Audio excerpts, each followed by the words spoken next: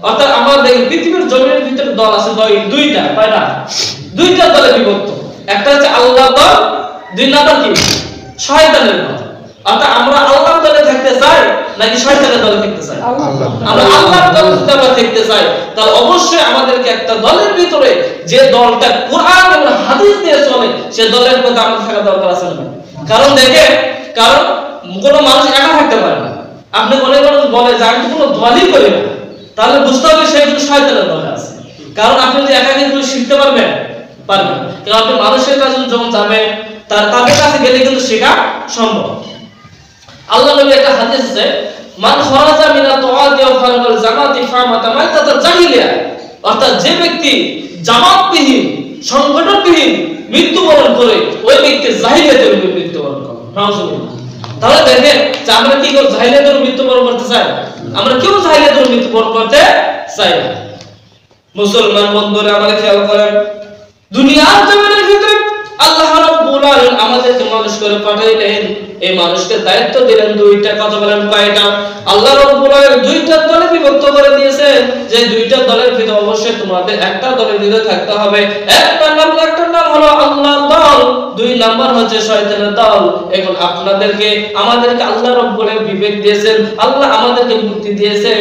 এখন আমাদের কোন পথে গেলে আমরা আল্লাহর দলে থাকতে পারবো আর কোন দলে গেলে আমরা শয়তানের দলে থাকতে পারবো, এটা যদি আমাদের বিবেক দিয়ে আমরা বুঝতে না পারি তাহলে বোঝা গেল আপনি অবশ্যই কিন্তু শয়তানের দলের ভিতরে পড়ে যাবেন।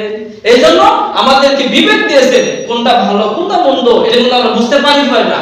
আমরা সবাই বুঝতে পারি যে কোনটা ভালো কোনটা মন্দ। এখন সামনে যদি আগুনের খুঁড়ি দেওয়া হয়, আমরা বলেন তো আগুনের মধ্যে যাব? যদি আমরা ভালো হই বা বিবেক সম্পন্ন হই আমরা কখনোই কিন্তু আগুনের ভিতরে যাব না।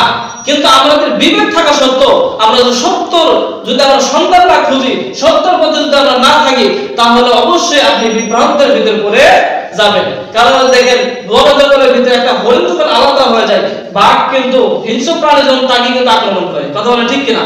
কিন্তু আমরা যখন একটা দলের ভিতরে যখন থাকে ওই হরিণটা ওরা ধরকে আক্রমণ করে না, কিন্তু যেটা আলাদা হয় তার উপরে কিন্তু আক্রমণ করে। অর্থাৎ আমরাও যারা আছি, আমরা যখন আল্লাহর দলের থেকে যখন আমরা আলাদা হয়ে যাব তখনই আমাদের শয়তান কি করে? আমাদের গ্রাস করে ফেলে, তখন আমরা বিভ্রান্ত পথে চলে যাই।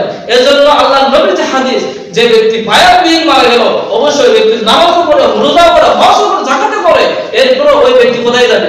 জাহিলিয়াতে মৃত্যুবরণ করবে। আর যে ব্যক্তি জাহিলিয়াতে মৃত্যুবরণ করবে অবশ্যই ওই ব্যক্তি জাহান্নামে যাবে।